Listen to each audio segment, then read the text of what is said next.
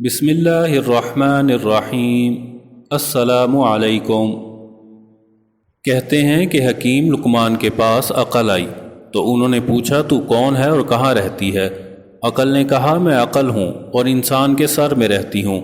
پھر شرم آئی تو لقمان نے اس سے پوچھا تو کون ہے اور کہاں رہتی ہے؟ اس نے جواب دیا میں شرم ہوں اور آنکھ میں رہتی ہوں۔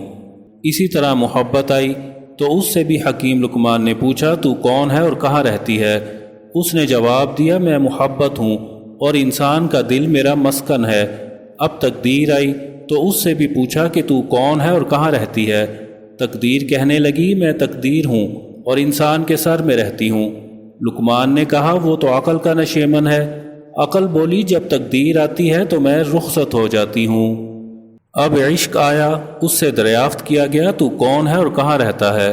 جواب ملا میں عشق ہوں اور انسان کی آنکھ میں رہتا ہوں۔ لقمان نے کہا وہاں تو شرم رہتی ہے۔ اس نے جواب دیا جب عشق آتا ہے تو شرم چلی جاتی ہے۔ آخر میں لالچ آیا، اس سے بھی پوچھا تو کون ہے اور کہاں رہتا ہے؟ جواب دیا میں لالچ ہوں اور انسان کے دل میں رہتا ہوں۔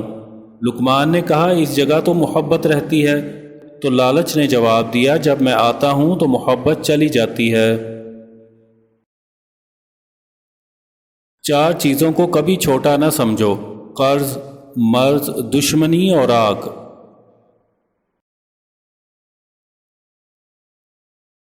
جو بات دشمن سے پوشیدہ رکھنا چاہتے ہو دوست سے بھی پوشیدہ رکھو، ہو سکتا ہے کبھی وہی تمہارا دشمن ہو جائے۔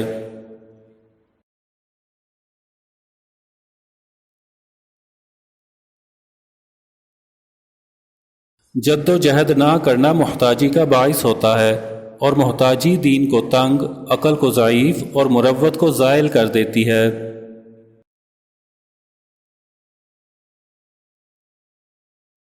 اے فرزند، تم پر جو احسان کرے اسے یاد رکھنا اور تم جو احسان کسی پر کرنا اسے بھلا دینا۔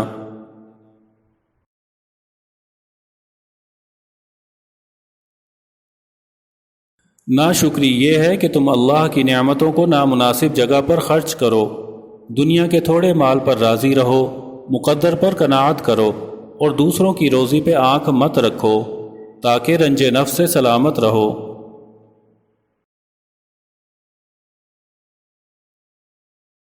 جو کام نہ جانتے ہو اس میں راہبری کی کوشش ہرگز نہ کرنا۔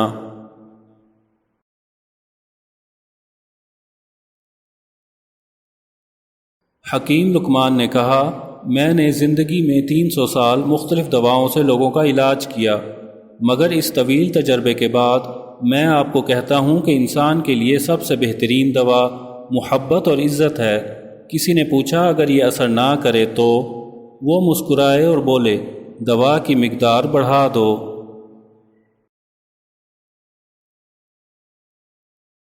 برائے مہربانی چینل کو لازمی سبسکرائب کیجیے گا۔